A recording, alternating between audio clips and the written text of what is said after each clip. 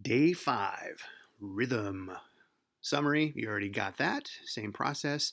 Nice job being concise and summarizing. There's some really good humor. There's some, good comments that people are doing to grab people's attention. And one person even put an image at the top here. Yesterday I talked about how to import an image from the Creative Commons and Flickr and create a interesting image that gets people wanting to care about your material. Classroom, today you're learning about rhythm. Amazing. Can't say enough about it. Holy cow. Gonna blow your mind. I hope you like it. Write things you want to remember. In the lab, this is going to be fun. We've got 3 steps. 1, how do you do simple drum arrangements that are catchy and grab people's attention? And you can do these and build these with all kinds of online systems. Watch this tutorial.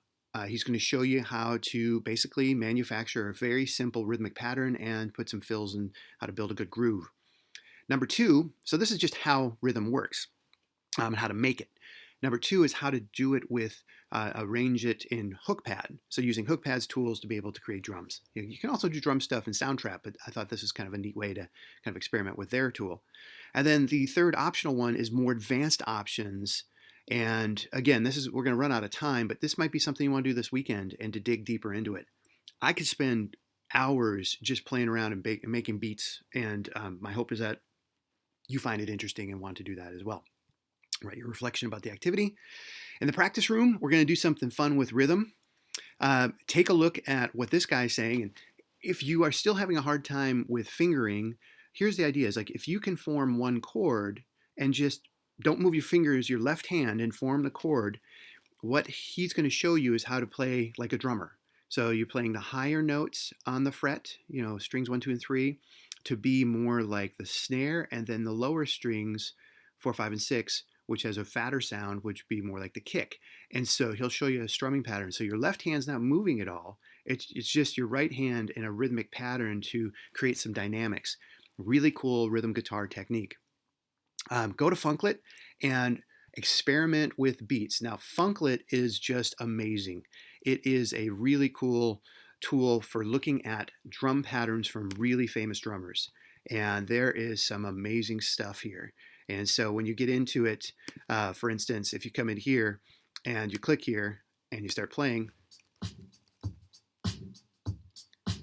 and you can experiment over here, you can do stuff, and you can export out right here a Midi file if you like. Pretty amazing stuff. So the idea is get a beat going in the background and try some of Mike's guitar techniques just for strumming. The right hand is really powerful, and it's something that we have to practice controlling, being on beat, playing with the beat, subdividing the beat, whatever. Lots to learn with that, but you can explore that.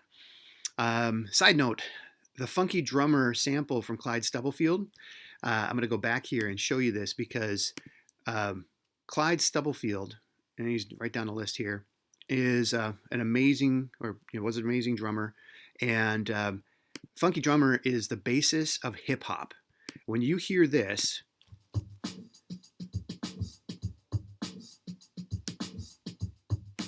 that is hip hop. It was people took his sample, took his playing style for this particular rhythm, and turned it into all kinds of stuff.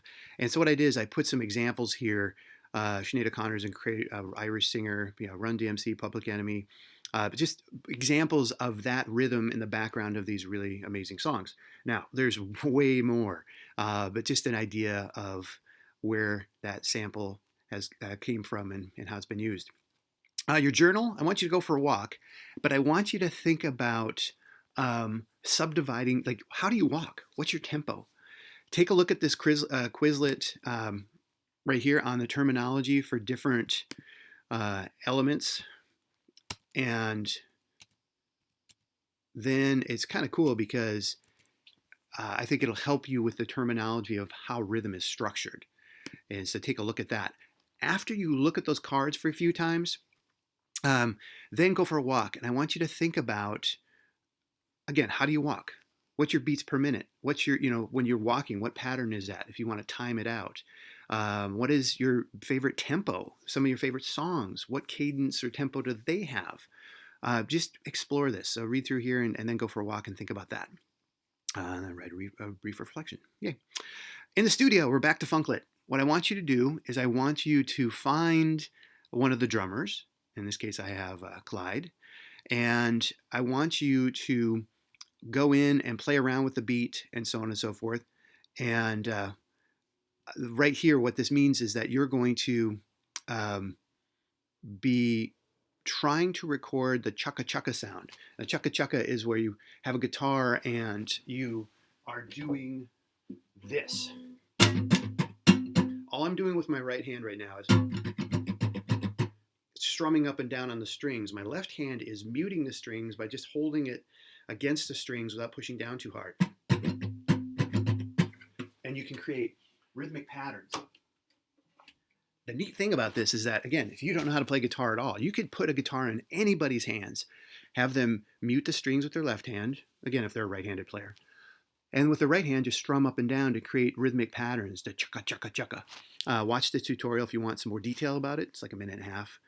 And so I want you to play around with that in the studio. And then I want you to record, import a MIDI track from one of the drummers. So here you can see Clyde Stubblefield. That's how you export from Funklet a MIDI file. You'll get something like this. Then you import it into Soundtrap by, when you click on your new track, it gives you 8 different options. But down at the bottom here, you click on import, and then you import the file, and then it comes in here, and then if you double click on this, you get to see all the different components, and you can modify it, you can tweak it, you can do whatever you want. But the idea is get a good beat in there, and then I want you to record a guitar track over the top of it. So get all this stuff in here, and record something over the top using the chukka chukka style. And if you want to try doing some chord work with what Michael had shown you with the high strings and the low strings, with a beat, with the snare and the kick, and kind of exploring that. These are all things for you to explore. Today is just introducing you to all these ideas. There is so much more you can do with this. You'll be working more with these materials next week and the week after. So this is, again, just getting you started on it. Keep track of your timer and how much time you're spending on each thing. Again, I'm shooting for you to spend 3 hours, not more than that. Again, if you decide you want to spend more time with a certain part or whatever, that's totally up to you. That is our overview for this.